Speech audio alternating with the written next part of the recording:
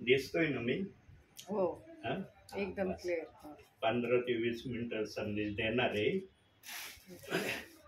देवबाप खूप आशीर्वाद देईल तुम्हाला. सुरुवातीची प्रार्थना करत आहे. हो. पवित्र पवित्र सेनाधीश परमेश्वर बापा, आकाशाच्या आणि पृथ्वीच्या निर्माण करते आमच्या जिवंत प्रभू परमेश्वर पित्या, आम्ही तुझ्या नावाला हाक मारतो माझ्या देव बापा. कारण प्रभू परमेश्वर पित्या, तुझी लेकरं जेव्हा तुला पृथ्वीवरून हाक मारतात बाप्पा, तेव्हा ते स्वर्ग सोडून त्यांच्यामध्ये विराजमान होतो माझ्या देव बापा. होय प्रभू, दावीद राजा म्हणतो तुझ्या उपस्थितीमध्ये मोठा आनंद आहे, तुझ्या उपस्थितीमध्ये हर्षाची परिपूर्णता आहे. आणि खरोखर प्रभू, आज तुझ्यामध्ये जो आनंद आहे परमेश्वर बापा, या जगामध्ये आम्ही किती कुठेही गेलो तर तो आनंद आम्हाला भेटणार नाही प्रभू परमेश्वर पित्या. खरोखर आज तुझी दया, तुझी कृपा, तुझा अनुग्रह आमच्यावर आहे परमेश्वरा. म्हणून आजचा दिवस तू आम्हाला दाखवत आहे माझ्या देवा. आजचा दिवस आमच्यासाठी विजयाचा आणि आशीर्वादाचा तू ठेवलास प्रभू परमेश्वर पित्या. म्हणून तुला धन्यवाद देतो, तुझी स्तुती करतो, तुला गौरव देतो माझ्या देवा. प्रभू तुझं वचन सांगतं, जिथे दोघे किंवा तिघे तुझ्या नावाने एकत्रित आहे त्या जागेमध्ये तुझी महान उपस्थिती आहे. आणि प्रभू खरोखर आमचा विश्वास आहे परमेश्वरा की तुझी महान उपस्थिती आमच्यामध्ये आहे बाप्पा. ओ तुझ्या पवित्र आत्म्याची सहभागिता आमच्या कुटुंबामध्ये आहे माझ्या देव बाप्पा. लॉर्ड पास्टरांचं येणं तो आशीर्वादित केलं बाप्पा.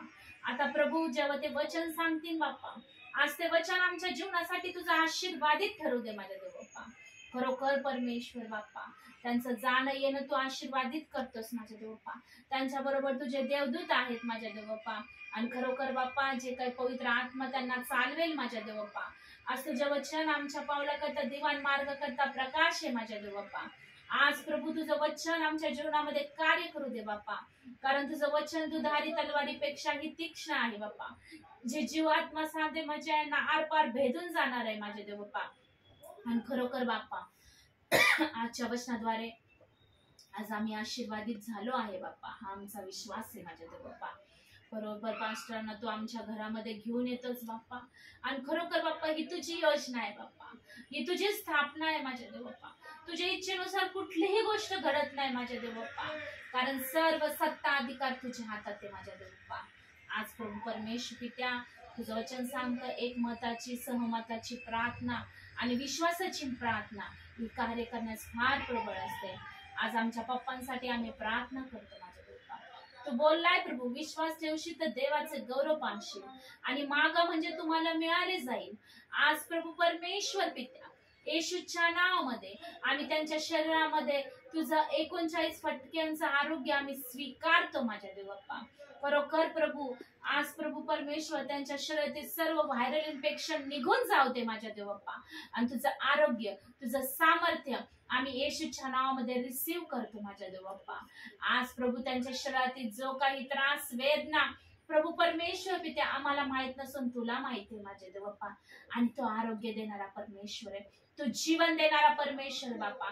आज तुझं जीवन त्यांच्या रक्तामध्ये वाहू दे माझ्या देवप्पा. कारण तुझ्या मौल्यवान रक्ताने तू आम्हाला विकत घेतलंय माझ्या देवप्पा. आणि तुझ्या रक्तामध्ये आरोग्य आहे, सामर्थ्य आहे आणि जीवन आहे माझे देवप्पा. पप्पांना तुझ्या हातामध्ये आम्ही समर्पित करतो. तुझं पवित्र अनमोल रक्त विश्वासाने आम्ही त्यांना लावतो माझ्या देवप्पा. प्रभू परमेश्वर पित्या, आज त्यांचं जीवन आम्ही तुझ्या हातामध्ये समर्पित करतो बाप्पा.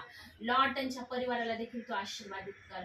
आणि खरोखर बाप्पा, पप्पांचा जीव, आत्मा, शरीर तुझ्या हातामध्ये आम्ही समर्पित करतो माझ्या देवप्पा. आणि तुझं आरोग्य, तुझं जीवन त्यांच्यामध्ये विश्वासाने आम्ही स्वीकारतो माझ्या देवप्पा. कारण प्रभू तू बोललाय, विश्वासाची प्रार्थना ही कार्य करण्यास फार प्रबळ आहे. आम्ही विश्वासाने त्यांच्यासाठी आरोग्य मागितले प्रभू, आणि तू दिलं म्हणून तुला धन्यवाद देतो माझ्या देवप्पा.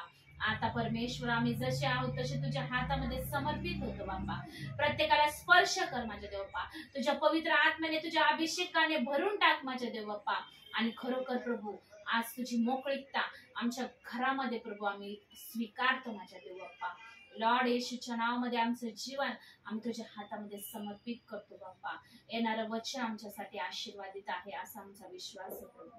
इथून पुढचा वेळ समय आम्ही तुझ्या हातामध्ये समर्पित करतो. नासरेत येशूच्या नावामध्ये प्रार्थना करतो, म्हणून पित्या तुम्ही ऐका. आमेन. प्रियांनो, बायबलमध्ये प्रभू परमेश्वराला एकदाच अति भयंकर राग आलेला आहे. इतका भयंकर राग आलेला आहे बायबलमध्ये की त्याने अख्ख्या पृथ्वीला समाप्त करून टाकलं होतं. फक्त नोहाचा परिवार सोडून बाकी कीटकांपासून ते मनुष्यापर्यंत सर्वांना पाण्याने वाहून नाश कर दिलं होतं. इतका भयानक राग आमच्या प्रभूला आला होता. पण नंतर आमच्याच प्रभूच्या मनामध्ये मंद क्रोधाची भावना निर्माण झाली. ज्या प्रभूच्या मनामध्ये राग आला होता त्याच प्रभूच्या मनामध्ये मंद क्रोधाची भावना आली आणि ती मंद क्रोधाची भावना आजपर्यंत प्रभूच्या मनामध्ये आहे. एवढा राग आमच्या प्रभूला आजपर्यंत आलेला नाही जो राग त्याला उत्पत्तीच्या 6व्या अध्यायामध्ये आला होता. मनुष्याला निर्माण करून अनुताप झाला होता, पस्तावा झाला होता आणि देव त्या शब्दामध्ये त्या ठिकाणी अख्ख्या पृथ्वीला त्याने बोलून दाखवलं नाही, करून दाखवलं. सगळ्या पृथ्वीवरचे जीव जंतू, प्राणी, जनावर, मनुष्य सगळ्यांना पाण्याने त्याने वाहून ही भूमी साफसुथरी नोहासाठी केली होती. पण त्यानंतर मंद क्रोधाची भावना आमच्या प्रभूच्या मनात आल्यानंतर आज एक नवीन वचनाला देव बाप पवित्र आत्मेतून तुमच्या समोर ठेवणार आहे. आणि जे वचन आज मी आपल्या समोर ठेवणार आहे, अनेक पास्टरांनी संदेशामधून या वचनाला सांगितलं असेल किंवा या वचनावर संदेशही दिले असतील, ब्रदरांनी दिले असतील, सिस्टरांनी दिले असतील. पण आज प्रभू त्याच वचनातून अद्भुत गोष्टी तुम्हाला कळवणार आहे आणि त्या वचनाकडे आपण आता लगेच जाणार आहोत. यहूदाचं पत्र, प्रगटीकरणाच्या अलीकड यहूदाचं पत्र 4थं वचन वाचायचं.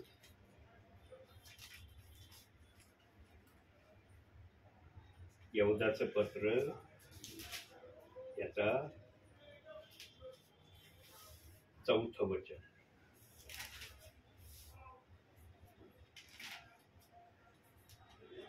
याकोबाचं पत्र. अहो ते नवीन बायबल आहे ना, ती पाण्याचे पण.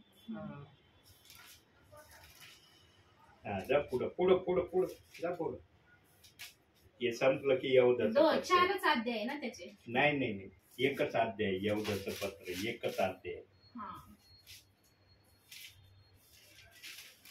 लांब आले तुम्ही, प्रगटीकरणात आले का? एकच मिनिट. यहूदाचं पत्र काय? एकच मिनिट, मी चालली होती इकडं. प्रगटीकरणाच्या अलीकड लागत, पहिले योहानाकडे आले परत. नाही ना, बरोबर आहे मी. हे काय पेत्राचं? हा मग ती इकडे आहे ना.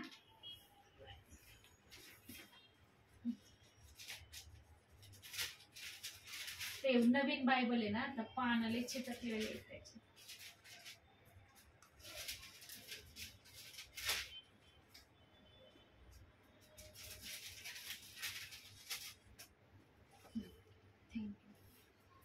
चौथं वचन वाचा. कारण या दंडासाठी पूर्वीच नेमलेले कित्येक मनुष्य नकळत आत शिरली आहेत. ती अभक्तीने वागणारी मनुष्य आपल्या देवाची कृपा पालटून तिला कामतूरपणाचे स्वरूप आणतात आणि आपला एकच स्वामी व प्रभू येशू ख्रिस्त याला ते नाकारतात. याला ते नाकारतात. आज जो कुणी सेवक असन, ब्रदर असन, सिस्टर असन, हे वचन वाचल्यानंतर त्यांच्या मनामध्ये एकच विचार येत असेल की देव बाप्पाने यांना पूर्णपणे सोडून दिलेलं आहे, हे देवाचे लोक नाहीत. हे देवाबरोबर चालणारे नाहीत, हे देवाच्या संगतीमध्ये मुळीच कधी राहू शकत नाही, असा विचार अनेकांच्या मनामध्ये येत असन. परंतु देव बाप्पाच्या मनामध्ये वरील सांगितलेल्या गोष्टीचा विचार येत नाही. देव बाप्पाला माहित आहे हे मला नाकारणारे आहेत, मला स्वीकारणारे नाहीत, पण देव बाप एक गोष्टीचा विचार करतो, हे चोरून का होईना आत आलेत आणि जो कुणी आत येतो काहीतरी आशेने येतो. बिगर आशेचं कुणी जातं का आतमध्ये? आत गेल्यावर कळतं त्यांना तिथं काय आहे, कसं आहे, वगैरे वगैरे. पण जोपर्यंत ते आत जात नाही तोपर्यंत त्यांची आशा असते मला आतमध्ये जायचंय. आणि हे तर चोरून दंडासाठी नेमून ठेवलेले लोक चोरून आत घुसले आहेत. आणि यांनी जेव्हा पाहिलं, अरे प्रभू येशू ख्रिस्ताच्या नावामध्ये फार अनुशासनामध्ये राहावं लागतं, खोटं न बोलण्यापासून या प्रभूच्या संगतीमध्ये आम्हाला चालावं लागेल. पण काही जण दंडासाठी नेमलेले होते, ते म्हणले आम्ही जरी दंडासाठी नेमलेले आहोत, पण त्यांनी प्रभूकड विनंती केली. काय विनंती केली प्रभूकड? प्रभूला म्हणले, प्रभू आम्ही चोरून का होईना आतमध्ये आलोत, पण आता आम्ही आत आलोत, आमचा तू स्वीकार कर. आम्हाला माहित नाही तुझं जीवन कसं आहे, तुझ्या राज्यात काय करावं लागतं, कसं राहावं लागतं, कसं बोलावं लागतं, कशा प्रकारे जीवन व्यतीत करावं लागतं, आम्हाला कसलीच माहिती नाही. आम्ही तर भटकत न कळत दंडासाठी पहिलेच राखून ठेवलेले तुझ्या नजरेत लोक आहे, पण आम्हाला दंड नको आहे. आम्ही जरी चोरून आत आलोत ना, आमचा स्वीकार कर. आणि मग बायबलमध्ये अनेक ठिकाणी प्रभूने प्रमाण दिलेलं आहे. आज ह्या वचनावर संदेश आला, याच वचनाच्या अनुषंगाने देवबाप आपले वचन आपल्या समोर ठेवणार आहे. पहिलं वचन काढूया, इब्रिकराचं पत्र, काळजीपूर्वक बायबल उलगडा, 13वा अध्याय 5वं वचन. तुमची वागणूक द्रव्य लोभाविरहित असावी, जवळ आहे तेवढ्याने तुम्ही तृप्त असावे, कारण त्याने स्वतः म्हटले आहे, मी तुला सोडणार नाहीच व तुला टाकणार नाहीच. तुला सोडणार नाही, तुला टाकणार नाही. हे जरी चोरून आत आले, पण हे प्रभूला विनंती करतात, आम्ही जरी चोरून आत आलो प्रभू, पण आता तू आम्हाला घालू नको, तू शिकव आम्हाला कसं तुझ्या राज्यामध्ये आम्ही जगायचं, कसं चालायचं, कसं वागायचं. आम्हाला काहीच माहिती नाही, आम्ही भटकलेले लोक आहोत, पण हिंडून फिरून तुझ्याकडे आलो. आम्हाला नाश नको आहे, तू तर दंडासाठी आम्हाला पूर्वीच राखून ठेवले, त्याच्यात सांगितलेलं आहे, पण आमच्यावरचा दंड तू क्षमा कर. प्रियांनो, वधस्तंभावरच्या 2 चोरांनी काय चांगलं काम केलं होतं? कोणतं चांगलं काम त्यांच्या नावे होते? होतं का चांगलं काम? आमच्या प्रभू येशू ख्रिस्तानी का पाहिलं त्यांच्याकडं? साऱ्या जगाने धिक्कारलेले होते, अर्थहीन जीवनात गेलेले होते, पण आमच्या प्रभूला त्यांच्यामध्ये जीवन दिसत होतं आणि अर्थही दिसत होता, म्हणून दोघांकडे पाहिलं. पण एक आत्मिक सापडला, एक जगिक सापडला. जो जगिक सापडला त्याला प्रभूंनी स्वीकारलं नाही, पण जो आत्मिक प्रभूला दिसला थोडा, पण त्याचा त्याने स्वीकार केला आणि त्याला सुख लोकात आजही ठेवलंय. आजही तो सुख लोकांमध्ये आहे आणि प्रभूचं गौरव करत आहे. पवित्र आत्मा जर हे उद्गार काढतोय तर तो चोर सुख लोकांमध्ये हेच करत आहे. कारण प्रियांनो, पवित्र आत्मा अंतिम समयामध्ये जे त्याच्या मनामध्ये गुज आहेत ते शब्दाने आणि वचनाने आपल्या विश्वासणाऱ्यांना सांगणार आहे. कारण पवित्र आत्मा देखील जेव्हा आम्हाला घेऊन जाईल तेव्हा पवित्र आत्मेने पण असा विचार करू नये, अरे पृथ्वीवर राहत असलेल्या माझ्या या प्रियजनांना मला हे सांगायचं होतं पण मी सांगितलं नाही. या गोष्टीचा पवित्र आत्म्याला त्या समयात अनुताप होऊ नये म्हणून पवित्र आत्मा या समयामध्ये आत्म्याने आलेल्या सेवकाच्या मुखातून प्रगट करत आहे. प्रियांनो, मी कधीच वेळ घालवायला येत नाही, टाइमपासला येत नाही. माझ्या जवळ देवाने देवाचा शब्द ठेवलेला आहे आणि त्या शब्दाच्या द्वारे मी आज सेवा करत आहे. माझ्याजवळ जर देवाचा शब्द नसता प्रियांनो तर मला नाही वाटत की या रात्रीच्या समयी मी आपल्यामध्ये आलो असतो. माझ्याजवळ देवाचा शब्द आहे म्हणून देवबाप मला आपल्यापर्यंत आणत आहे.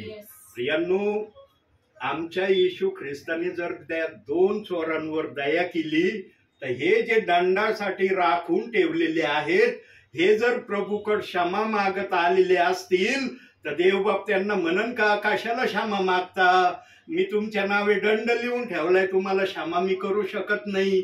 जर आमचा देवबाप क्षमा करणारा नसता तर मग त्या 2 चोरांना पण आमच्या प्रभूंनी क्षमा नसती केली.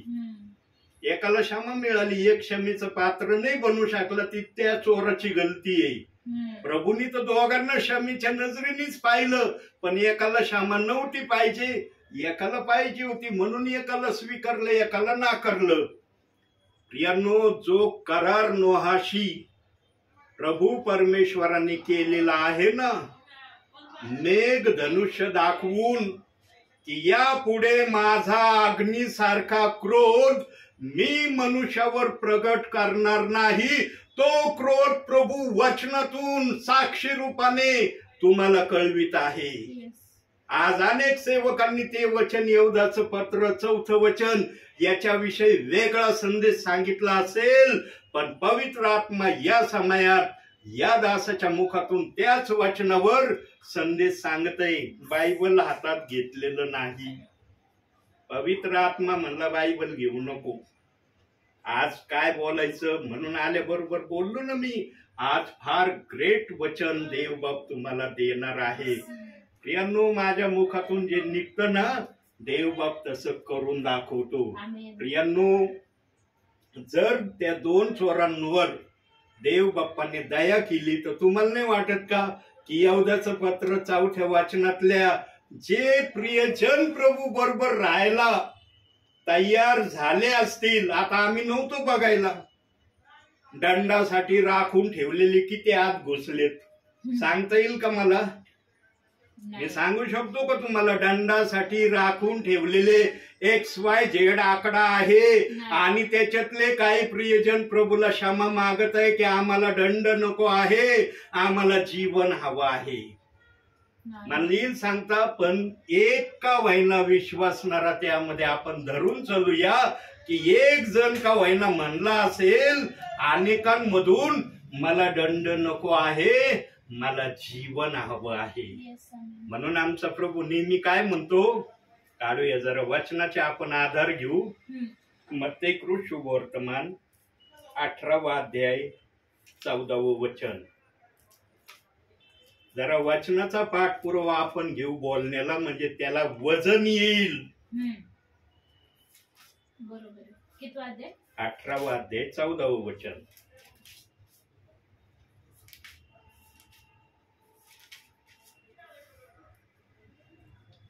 तसे या लहानातील कोणाचाही नाश व्हावा अशी तुमच्या स्वर्गातील पित्याची इच्छा नाही. आमच्या प्रभूला एक आत्म्याचा नाश मान्य नाही.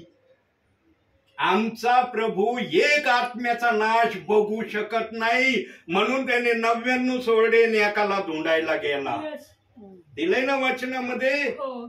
त्याला 99 मोठे का नाही वाटले, एकाला त्यांनी किरकोळ का नाही गणलं? कारण आमच्या देव बाप्पाची एकही आत्म्याचा नाश होऊ नये अशी त्याची इच्छा आहे. आणि जे दंडासाठी राखून ठेवलेले आहेत ते जर चोरून आत गेले तर त्याच्यातला एखादा तर म्हणला असेल ना की मला दंड नको आहे, मला जीवन हवं आहे. का सगळेच म्हणले असेल दंडासाठी राखून ठेवलं, आम्हाला दंडच पाहिजे, आम्ही चूक भुलीने आलो, परत जातो माघारी. ज्यांनी प्रभूकडे जीवनासाठी विनंती केली असेल त्यांना प्रभूंनी नाकारलं नसल. म्हणून इब्री 13:5 मध्ये सांगितलं, जो माझ्याकडे येतो त्याला मी घालून देणार नाही, त्याला टाकून देणार नाही. आमचा प्रभू इतका क्षमेचं पात्र आहे, इतकी क्षमा आमच्या देव बाप्पाच्या हृदयात आहे. जो मुखाने प्रभू समोर शरणागती पत्करील ना, आमचा देव बाप आठवणार नाही त्याच्या नावावर मी दंड लिहिलाय, याला जीवन कस काय देऊ. जर आमच्या प्रभूच्या मनात अशी भावना नसती तर आमच्या प्रभूने त्या 2 चोरांकडे पण पाहिलं नसतं. सगळ्या जगाने नाकारलं होतं, न्यायाधीशाने मरणदंडाची शिक्षा दिली होती, पण आमच्या प्रभूने एकाला जीवन प्राप्त होण्याचा मार्ग दाखवला आणि तो आज जीवनामध्ये आहे. सुख लोकांमध्ये राज्य करतोय तो. त्याने स्वप्नातही कधी विचार केला नसेल ते चोरांनी की मला इतक्या चांगल्या ठिकाणी प्रभू येशू ख्रिस्त आणणार आहे, पण त्याच्यामध्ये सुईच्या टोका एवढं आत्मिक जीवन येशू ख्रिस्ताला दिसलं आणि त्या सुईच्या टोका एवढ्या जीवनातून तो आज सुख लोकांमध्ये प्रभू बरोबर राज्य करतोय. अर्थहीन जीवनवाल्याला देव बाप्पाने अर्थाचं जीवन देणारं बनवलं. म्हणून प्रभू म्हणतो, मी या पृथ्वीवर नाश करण्यासाठी आलो नाही तर तारण्यासाठी आलो. म्हणला ना तो, जो प्रभूकडे येतो त्याचा नाश नाही, जो प्रभूकडे येत नाही त्याचं काय होईल सांगता येत नाही. डावीकडा चोर आज कुठे सांगता येईल का मला? येईल का मला सांगता? त्याने प्रभूचा नाकार केला, तो कुठे या समयाला एक्झॅक्टली पवित्र आत्मा दाखवित नाही, मी बोलू शकत नाही. पण एवढं निश्चित सांगू शकतो की तो चोर योग्य ठिकाणी नसेल. कोणत्या ठिकाणी असेल सांगता येणार नाही, पण जो चोर सुख लोकात आहे तो योग्य ठिकाणी आजही प्रभू बरोबर आहे. प्रियांनो, प्रभूने जेव्हा हा दंडासाठी राखून ठेवलेला आलेला असेल ना प्रभूकड, त्याला प्रभूने एकच वाक्य बोलला असेल. काय वाक्य बोलला असेल तर वचनातून बघू आपण. याकोबाचं पत्र इब्रिकाराच्या नंतर 1 अध्याय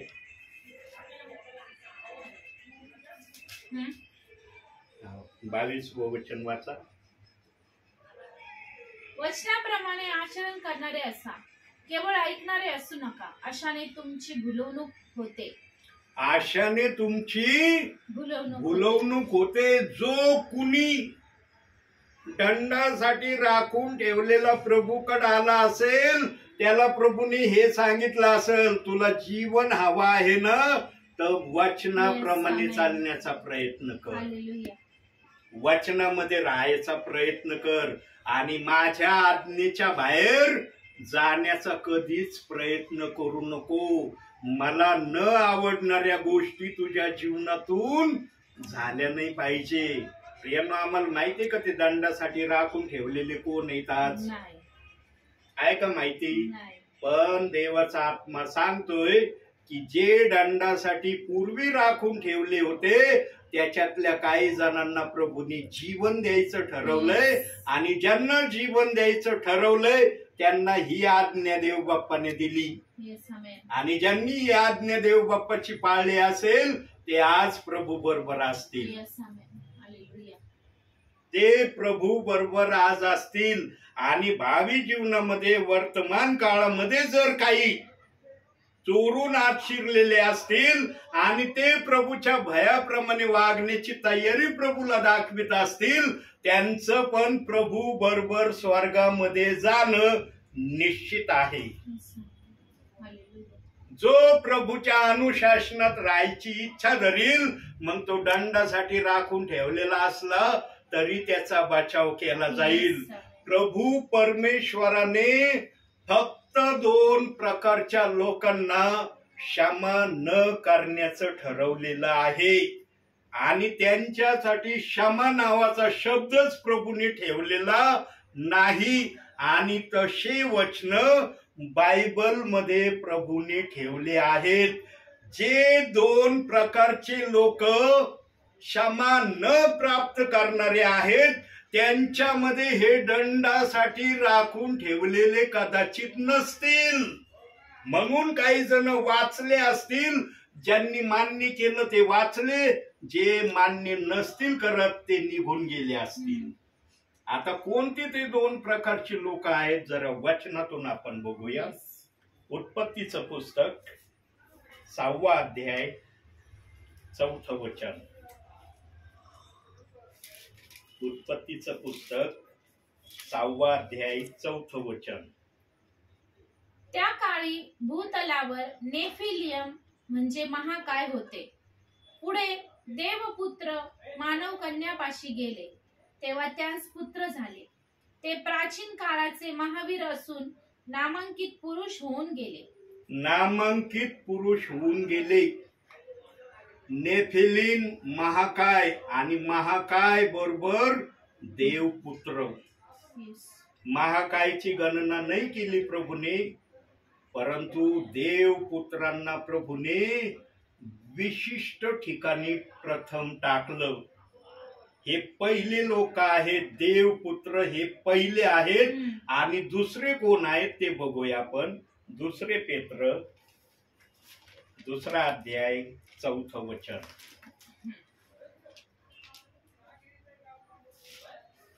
2 पेत्र 2रा अध्याय 4थं वचन.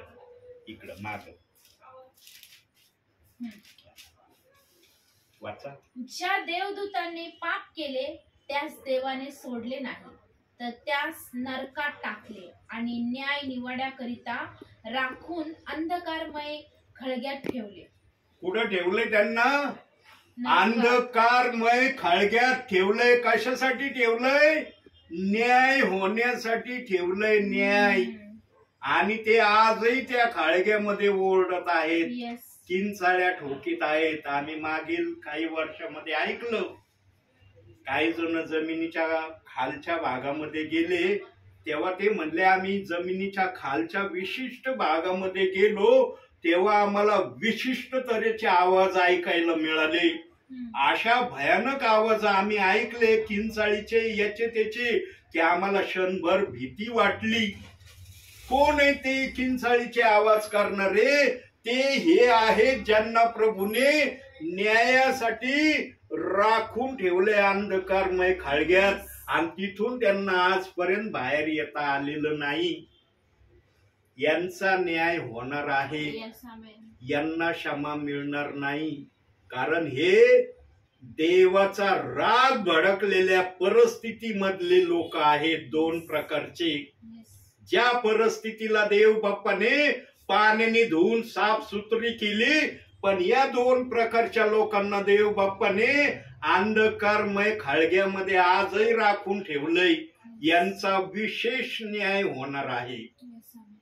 जसा सैतानाचा विशेष न्याय होणार आहे त्याच न्यायाबरोबर यांचा न्याय केला जाईल. हे त्याच न्यायाचे पात्र आहेत, म्हणून त्यांना अंधकारमय खळग्यात आजही प्रभूंनी ठेवलंय. आणि आजपर्यंत प्रभूला यांची दया आलेली नाही की यांना अंधकारमय खळग्यातून बाहेर काढावं. जाऊ दे, यांचं पाप मी क्षमा करतो, कारण यांनी अतिशय भयानक पाप केलेलं आहे. जे पाप पाहून प्रभूने जलप्रलय या पृथ्वीवर आणला होता. त्या जलप्रलयामध्ये यांचा नाश झालेला नाही, परंतु यांना अंधकारमय खळग्यामध्ये आजही ठेवलेला आहे. प्रियांनो, कोणी संदेशाला आक्षेप घेतील, म्हणतील असा संदेश आम्ही ऐकलं नाही, असं वचन आम्ही यापूर्वी कधी ऐकलंच नाही. 2 वचन त्याच्यासाठी दाखवतो प्रियांनो. जर वचनाच्या भाषेतून पवित्र आत्मा बोलतोय तर देव बाप्पाचा आत्मा वचनाचे पुरावे पण तुम्हाला दाखवणार आहे. पहिलं वचन कलसेकराचं पत्र, 1 अध्याय,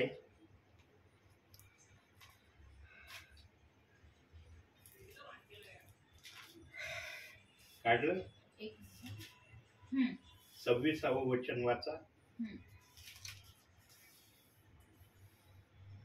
जे गुज युगानुयुग पिढ्यानपिढी गुप्त ठेवले होते, परंतु आता त्याच्या पवित्र जनास प्रगट झाले, ते वचन आहे. ते वचन आहे. दुसरं वचन योहानकृत शुभवर्तमान, इकडे 21वा अध्याय, 25वं वचन. येशूने केलेली दुसरी ही बहुत कृत्य आहेत, ती सर्व एक एक लिहिली तर लिहिलेली पुस्तके या जगात मावणार नाही, असे मला वाटते. आजच्या ज्या वचनावर संदेश आलाय त्याचा साक्षीदार हे वचन आहे.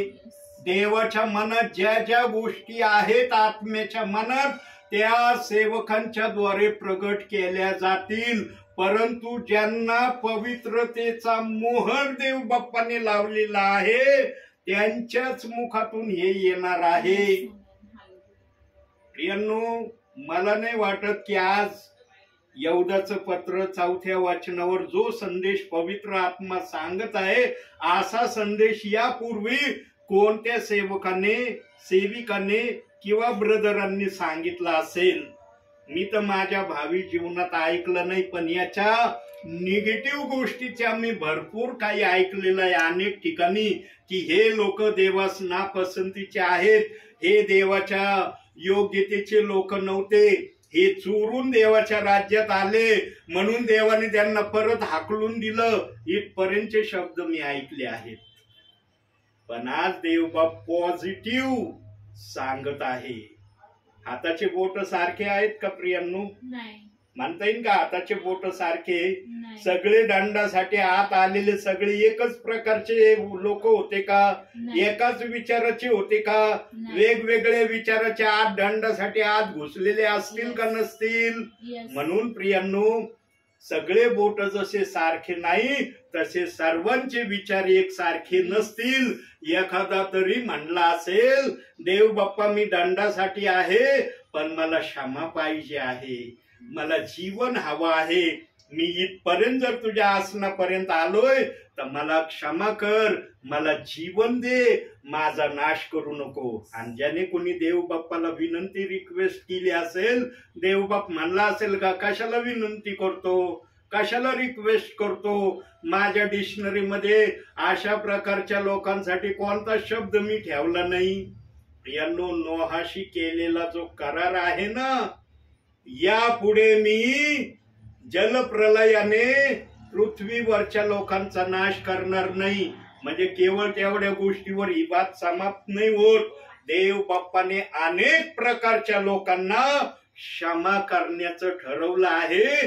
त्याच्यामध्ये हे दंडासाठी राखून ठेवलेल्या काही प्रियजनांना देव बाप्पाने आज जीवन दिलं आहे. काही हयात असतील, काही प्रभू मध्ये झोपलेले असतील. प्रियांनो, देव बाप्पाचा आत्मा क्षमा करणारा आत्मा आहे. देवाचा आत्मा क्रोध करणारा आत्मा नाही. आम्ही इतके भयानक पाप केले नाही प्रियांनो, जितके पाप उत्पत्तीच्या 6व्या अध्यायामध्ये त्या समयातले लोक करत होते. नोहाने जी पिढी अस्तित्वात आणली जलप्रलयानंतरची, त्या पिढीला त्याने भ्रष्टतेपासून दूर ठेवलेली पिढी आहे. हा पाप आम्ही आजही करतो. खोटं बोलणं, निंदा करणं, एकमेकाच्या चुगल्या सांगणं, एकमेकाचा द्वेष करणं, एकमेकाच्या विरोधात वागणं, प्रीती विरहित राहणं, या गोष्टी आम्ही आजही करतो. पण आम्ही ते पाप केले नाही प्रियांनो, जे जलप्रलयाच्या वेळेस ते लोक करत होते. म्हणून आम्ही क्षमा पावलेले लोक आहोत आणि देव बाप्पाने आमचा स्वीकार Yes, केलेला Amen. आहे. Hallelujah. आणि त्या स्वीकार केलेल्यामध्ये हे दंडासाठी राखून ठेवलेले प्रियजन पण प्रभूकडे आले. प्रभूने यांना पण क्षमा केलेली आहे. Hallelujah. किती आमचा प्रभू दयेचा सागर म्हणतो ना आम्ही, Yes. है ना, म्हणतो ना आम्ही दयेचा सागर आहे. कसा दयेचा सागर आहे? असा दयेचा सागर आहे. दंडासाठी असलेल्या लोकांना पण क्षमा करणारा आमचा प्रभू आहे. पण त्यांनी मुखाने कबूल केलेलं असलं तर त्यांना क्षमा केली. Yes. आत्मशक्ती करत नाही की हे करच म्हणून. प्रियांनो, आज पृथ्वीवरच्या अखिल पृथ्वीवरच्या प्रियजनांना प्रभू प्रेषित 2:38 वचनाविषयी सांगत आहे. दी एंडचा संदेश पेत्राने या भूतलावर सांगितला. दी एंडचा संदेश, आणि याच्यावरच देव बाप्पाचं आगमन निश्चित झालेलं आहे. प्रियांनो, आज सकाळी माझ्या व्हॉट्सअपला काल सकाळी माझ्या व्हॉट्सअपला एक क्लिप आली आणि त्या क्लिप मध्ये मी पाहिलं की एका देशामध्ये माशांचा पाऊस झालाय. हम्म. कशाचा पाऊस? माशांचा. एवढे लांब लांब मासे, जिकडं पाहावं तिकडं मासे, घरावर मासे, अंगणात मासे, स्टँडवर मासे, दवाखान्यात मासे, जिथं नजर जाईल तिथं नुसते मासे, जिवंत मासे, असे मेलेले मासे नाही पडले, हम्म. असे तडफड करणारे मासे त्या क्लिप मध्ये मी पाहिले. प्रियांनो, आणि ज्या ठिकाणी हे माशाचा पाऊस झालेला आहे त्या ठिकाणातून एक क्लिप आलेली आहे की माशाचा पाऊस होणं म्हणजे आता प्रभू येशू ख्रिस्त लवकर येत आहे. Yes. बरोबर. आम्ही तयारीत राहावं याचं ते संकेत आहे. Yes, Amen. प्रियांनो, माशाचा पाऊस होणं सोपी घटना नाही. हम्म. माशाचा पाऊस होणं म्हणजे या पृथ्वीवर काहीतरी अद्भुत गोष्ट करण्यासाठी प्रभू येणार आहे याचं Yes, संकेत Amen. आहे. Hallelujah. आणि माझ्या व्हॉट्सअपला काल सकाळी ती क्लिप आली. मी काही जणांना ती क्लिप पाठवली. प्रियांनो, आज एका ठिकाणी मी संदेश सांगितला, त्याही ठिकाणी मी ही क्लिप पाठवली. परंतु बघा, देवबाप किती महान आहे. ज्या ठिकाणी मी संदेश देऊन आलो त्या ठिकाणी देव बाप्पाने मला रेकॉर्डिंग करण्याची प्रेरणा दिली नाही, पण देव बाप्पाचा आत्मा या ठिकाणी आला आणि या ठिकाणी देव बाप्पाने मला रेकॉर्डिंग करण्याची प्रेरणा दिली. Hallelujah. किती धन्य आहात प्रियांनो तुम्ही Yes. की तुमच्या परिवारातून सर्व विश्वासणाऱ्यांपर्यंत हे संदेश जाणार आहे आणि या ठिकाणाला सर्वजण पाहणार आहे. Thank you. प्रियांनो, Jesus. आमचं मन मोठं असलं पाहिजे. Yes. आमचं घर किती पण छोटा असू द्या, Yes. आमचं मन मोठं असेल ना, तिथं प्रभू वास्तव्य केल्याशिवाय Yes, Amen. कदापि Hallelujah. राहत नाही. म्हणून माणसाचा स्वभाव प्रेमळ असणं महत्वाचं आहे. Yes, Amen. त्याच्याजवळ काही असो अगर नसो, काय आणलंय जगात, काय जगातून घेऊन जाणार आहे प्रियांनो. आम्ही या जगाला निरोप दिल्यावर आम्हाला काय घेऊन जाता येणार आहे? म्हणता येईल अहो मला एवढं घेऊन जाता येईल माझ्या बरोबर? नाही. साधी माचीची काडी आम्हाला आपल्या आत्म्याबरोबर घेऊन जाण्याची अनुमती नाही. पण ज्यांचं मन मोठं आहे, ज्यांचा स्वभाव चांगला आहे, हा स्वभाव गुण तर त्या आत्म्याबरोबर येईन ना वर. Yes. आत्मसाक्ष देईन ना की याचा स्वभाव गुण चांगला होता, याचं मन मोठं होतं. एवढं तर बोलल का नाही आत्मा? Yes. प्रियांनो, म्हणून प्रभू मध्ये जो असतो ना त्याचं पहिलं परिवर्तन नम्रतेमध्ये प्रभू Yes, करतो. Amen. Hallelujah. कशामध्ये करतो? नम्रते. आणि त्याचा साक्षीदार प्रभूंनी ठेवलाय. कुठं ठेवलाय बघूया जरा आपण. निर्गमाचं पुस्तक 12वा अध्याय 3रं वचन. निर्गमाचं पुस्तक 12वा अध्याय 3रं वचन. गणना 12वा अध्याय 3रं वचन. हम्म. गणना 12 अध्याय 3 वचन. मोशे हा पुरुष तर भूतलावरील सर्व मनुष्यावरून नम्र होता. आमेन. बघा कोणाला साक्षीदार प्रभूंनी ठेवलंय. मोशेला.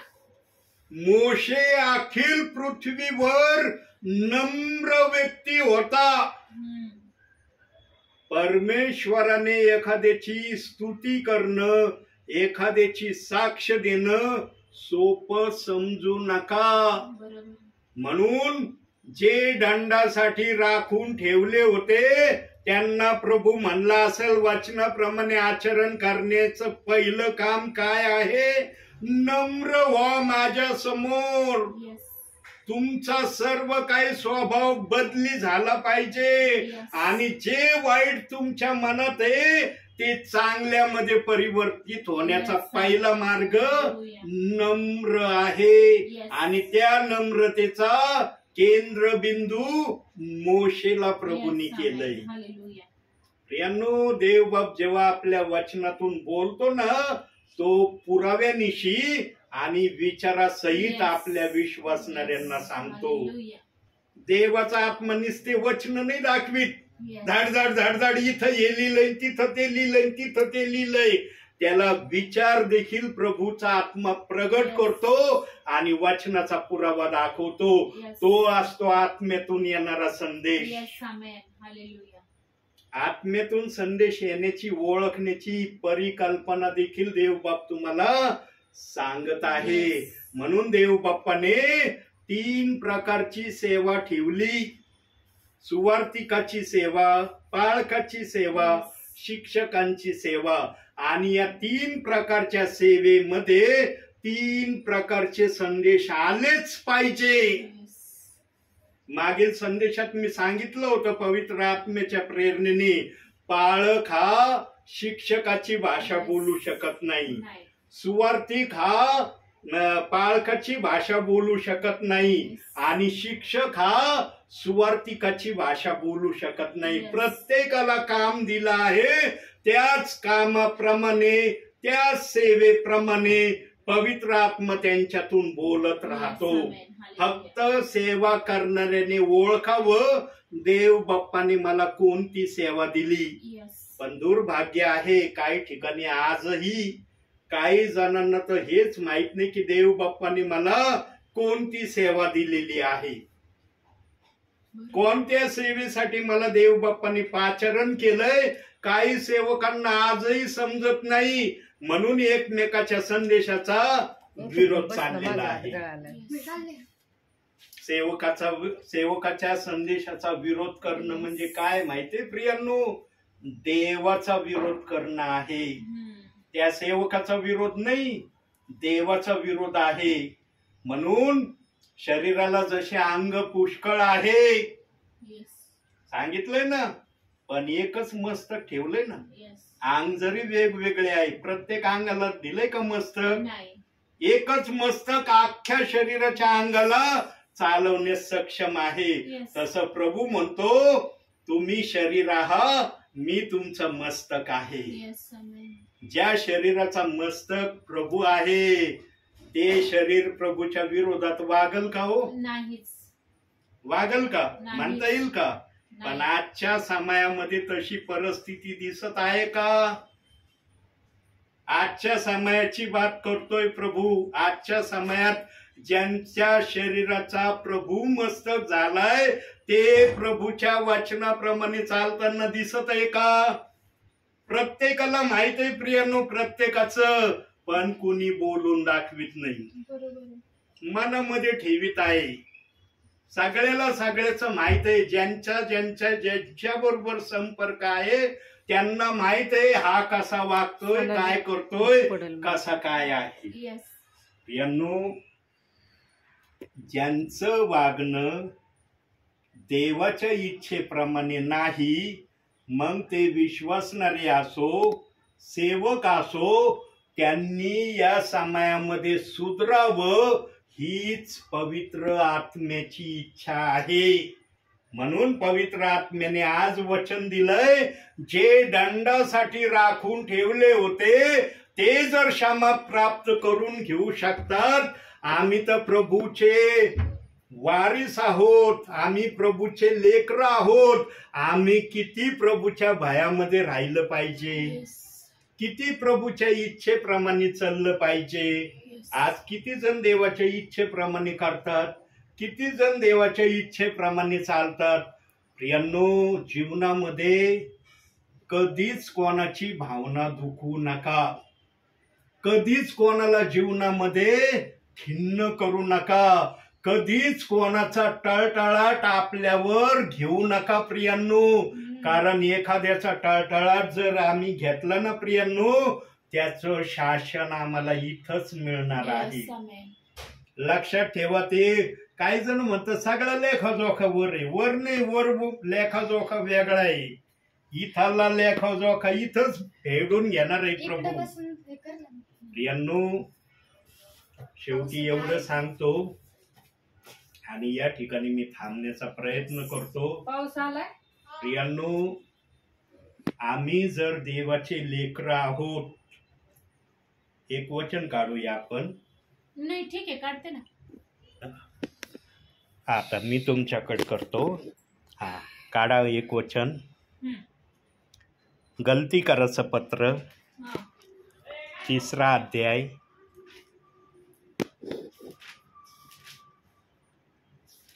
गलतीकाराचं पत्र 3रा अध्याय 29वे वचन बघा.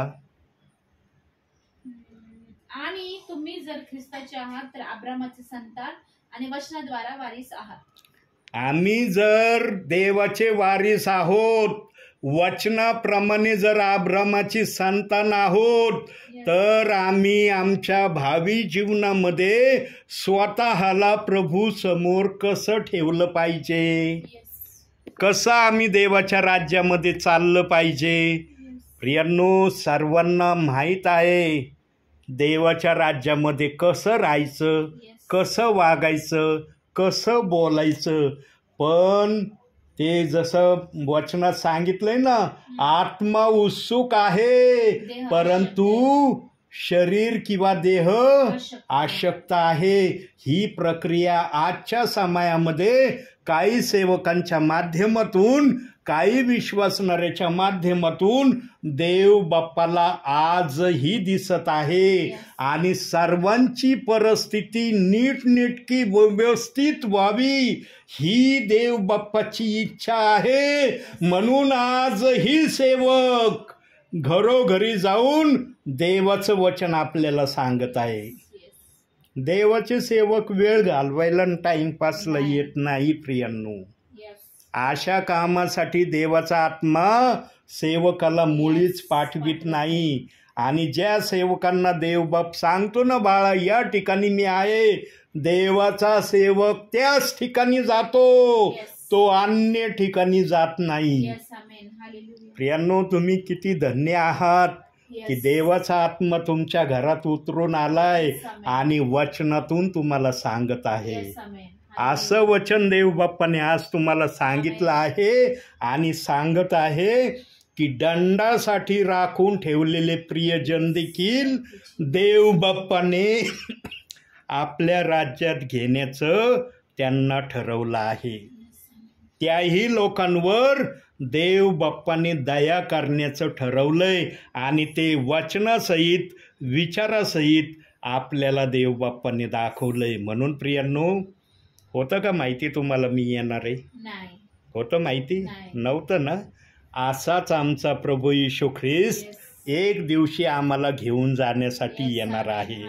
म्हणून आम्ही त्या तयारीत राहावं. म्हणून पृथ्वीवर निरनिराळ्या घटना आम्हाला आज ऐकायला मिळत आहे. माशाचा पाऊस होणं म्हणजे आता प्रभू येशू ख्रिस्त बिलकुल येण्याच्या तयारीमध्ये आहे. कोणत्याही वेळेला तो आकाशामध्ये दूतासह दिसणार आहे, त्याचं ते संकेत आहे.